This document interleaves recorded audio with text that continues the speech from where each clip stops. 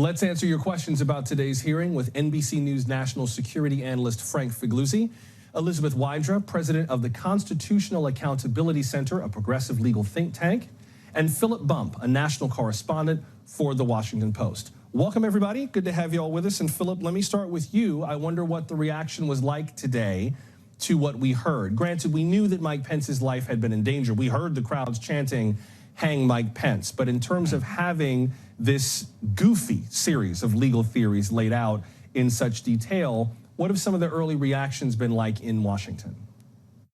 I think there are two main things that I think people are really seizing on today. The first is the fact that Eastman himself appears to have been largely insincere when he was advocating for Mike Pence to do this extraordinary thing on January 6th, that they uncovered this document from back in October when he would, when you go into a Word document and you make a correction to it, you could see his correction from John Eastman basically debunking the idea that he would later promulgate to the White House. But then there was the extent to which Trump was apparently cognizant of the extent to which he was putting Mike Pence in danger, that he knew, according to the testimony today and some of the taped interviews that were shown, he knew that the Capitol was already facing a violent riot at the time that he tweeted that tweet about Mike Pence shortly after 2 o'clock on January 6th. And that actually preceded that incident that you showed where he was only 40 feet from the rioters. So Mike Pence was in danger in that moment, very specific danger because of Donald Trump, which is something that we didn't really understand the extent of prior to today. Elizabeth Wydra, one of the clips we heard today came from a former White House counsel talking about his conversations with Dr. Eastman after Dr. Eastman had suggested sending election results back to the states. Here's part of that testimony. Watch. He started to ask me about something dealing with Georgia and preserving something potentially for appeal. And I said to him, "Are you out of your effing mind?" Right? He said, I only want to hear two words coming out of your mouth from now on. Orderly transition. Now I'm going to give you the best free legal advice you're ever getting in your life. Get a great effing criminal defense lawyer. You're going to need it. And then I hung up on him. That's Eric Hirschman describing his conversation with John Eastman before hanging up on him. Elizabeth Wydra, what was your sense of the value of laying out this character behind the scenes, John Eastman, that I think maybe a lot of people might not have known much about, or maybe had heard about just tangentially? What do you think was the value in terms of what the committee wanted to do in making him a main character? I think that it was very powerful to have Trump's inner circle, who pushed back on Dr. Eastman's theories, testify today about how his theories were completely bogus and how John Eastman himself knew that they were bogus. I think a theme throughout these hearings thus far have been Trump knew he lost the election, and yet he still went out and said he won. Trump knew there were no election fraud claims that had any merit to them. We heard Bill Barr debunk that himself. And yet he continued to go out and say that there were election fraud claims that he was pursuing. And today we heard that he had a person who was willing to give him this theory of how Mike Pence could overturn the vote of the people. But even he and Dr. Eastman knew that it was bunk. And yet they still went out and said it, and not just said it, but said it in a way that would inflame the crowd and put Mike Pence's life in danger. And so I think it was really helpful to just have these unimpeachable conservative voices. These aren't Democratic progressive law professors critiquing this. Judge Michael Luttig, you don't really get much more conservative than Judge Luttig. And he was out there saying that this had absolutely no merit whatsoever, and he would lay down his body before he would let Mike Pence overturn the vote of the people based on that kind of theory. And I thought that was extremely powerful.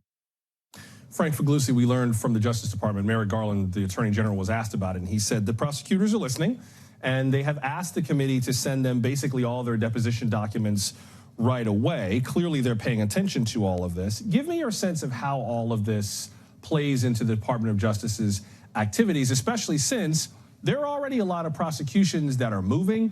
There are a number of prosecutions that have already secured pleas or convictions.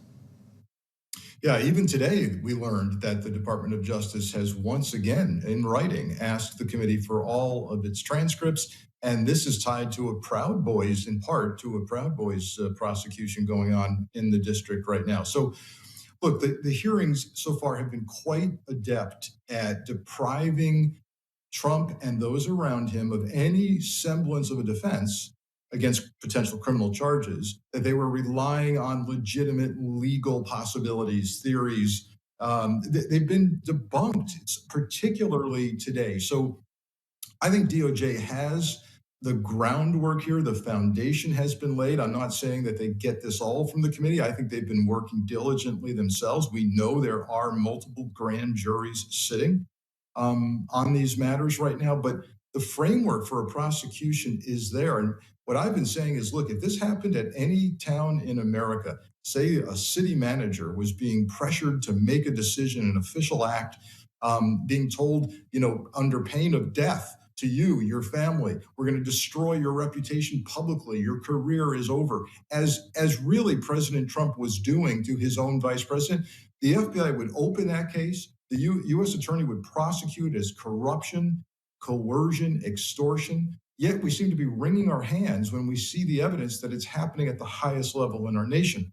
I think DOJ is going to address it.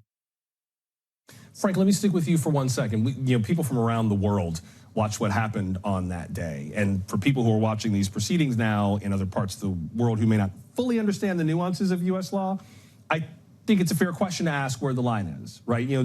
Presidents say all kinds of things. Politicians say all kinds of things.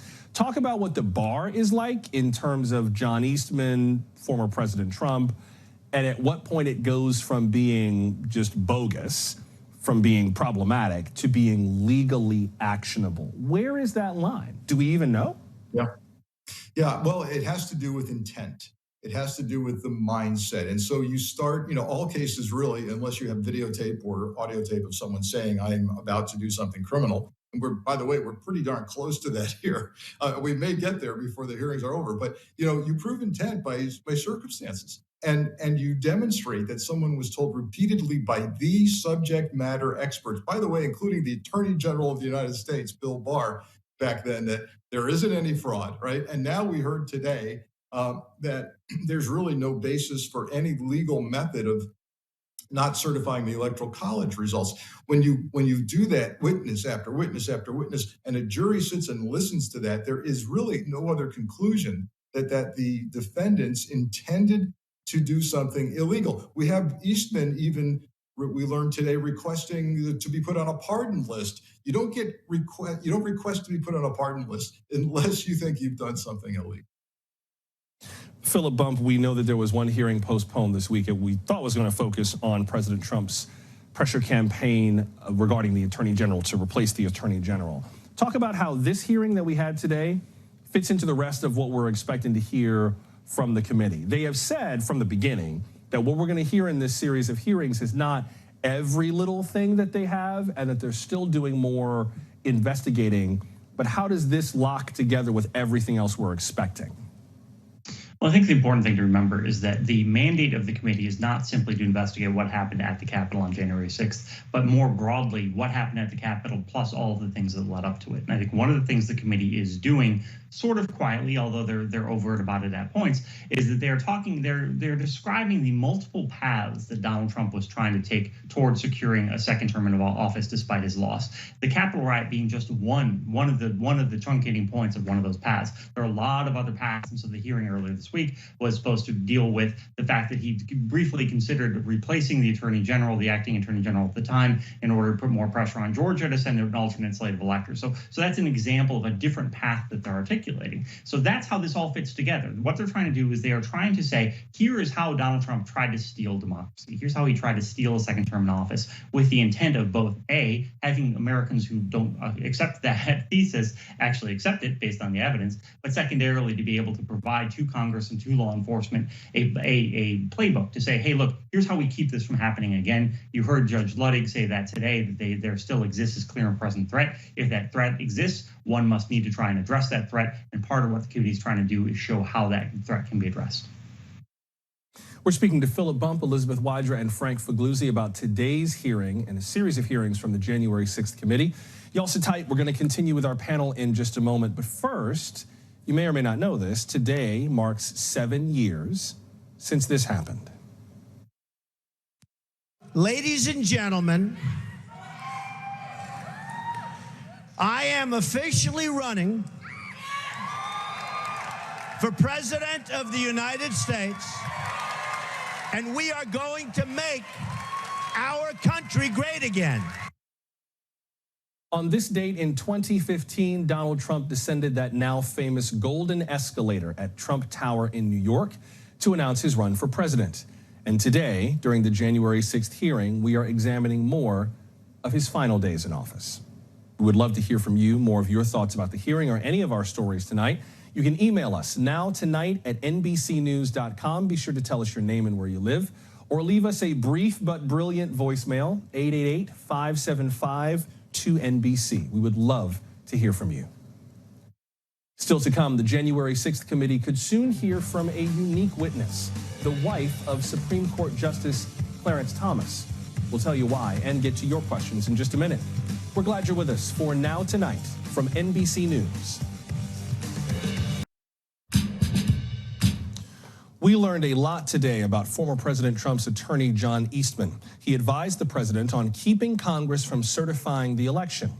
Reports from the Washington Post and the New York Times both indicate that the January 6th House Committee has emails between Dr. Eastman and Ginni Thomas. Virginia Thomas is the wife of Supreme Court Justice Clarence Thomas. Mrs. Thomas reportedly pushed former White House Chief of Staff Mark Meadows to help overturn the election. Today, the January 6th committee announced it wants her to testify. She told the conservative outlet The Daily Caller that she looks forward to doing so and that she can't wait to, in her words, clear up misconceptions. Let's continue now with Frank Figluzzi, Elizabeth Wydra, and Philip Bump. And Philip, since you are with the Washington Post, one of the publications that put this report out, tell us more about Ginni Thomas's significance in all of this. She's not a public official. She is a well-known conservative activist and advocate. Where might she fit into all of this? Honestly, that's the question. We've known for years, obviously, Ginni Thomas, someone who's very active in conservative politics, in right-wing politics more broadly, I think it's safe to say.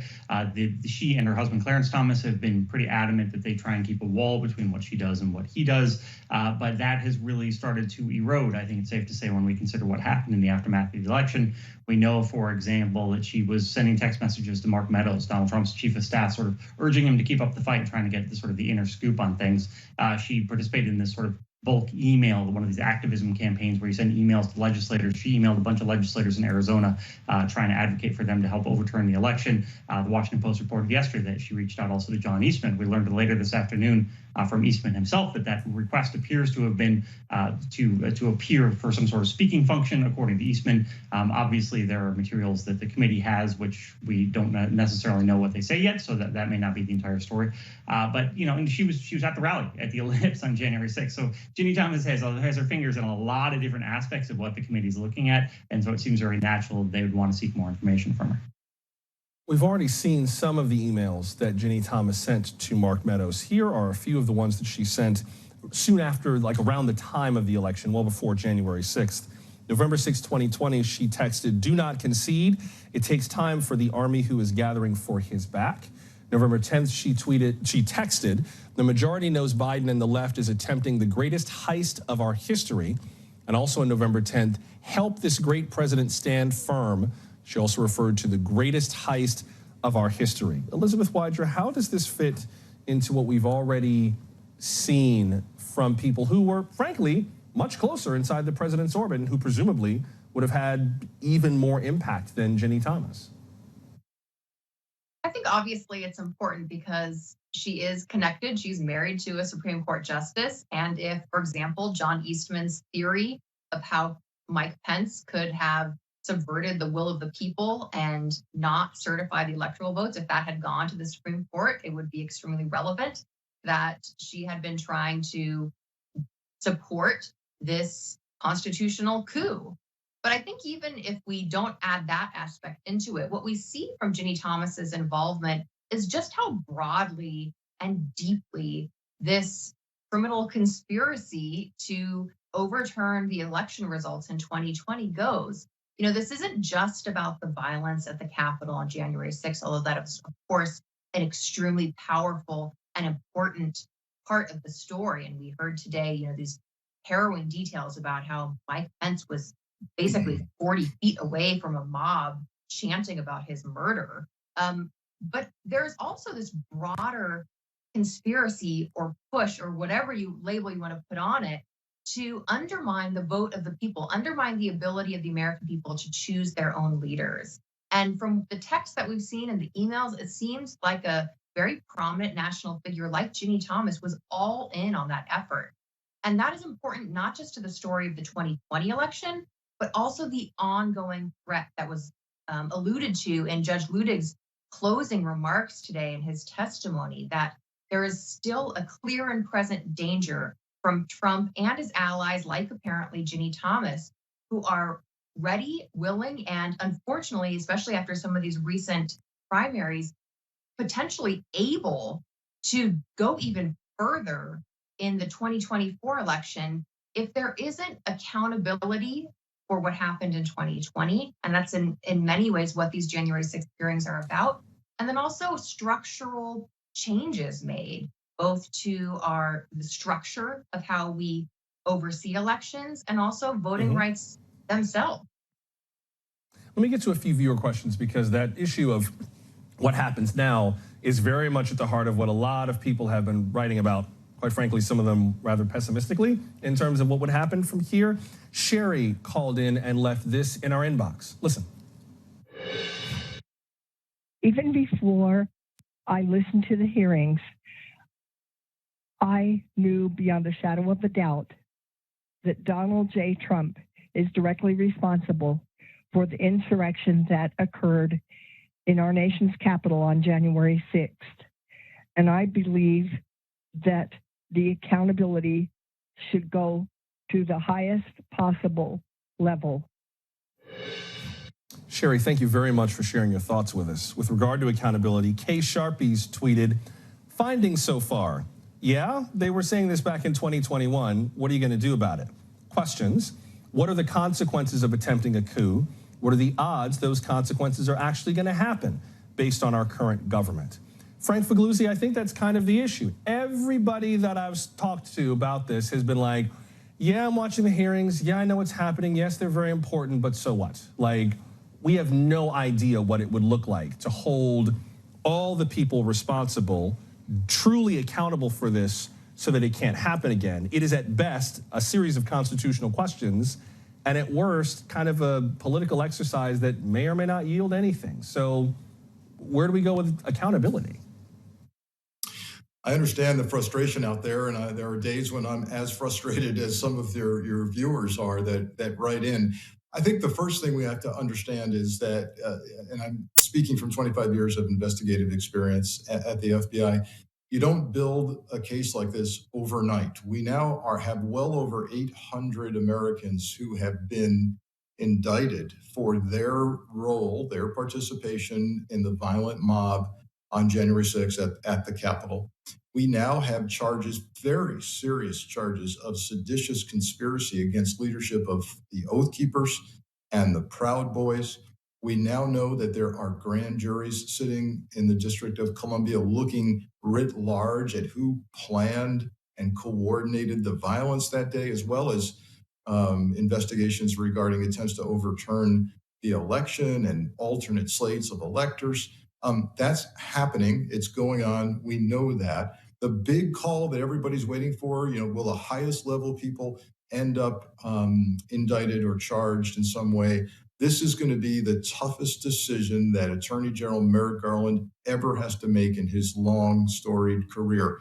And he's got to weigh justice, the interest of justice, against what's best for the country, politically or not.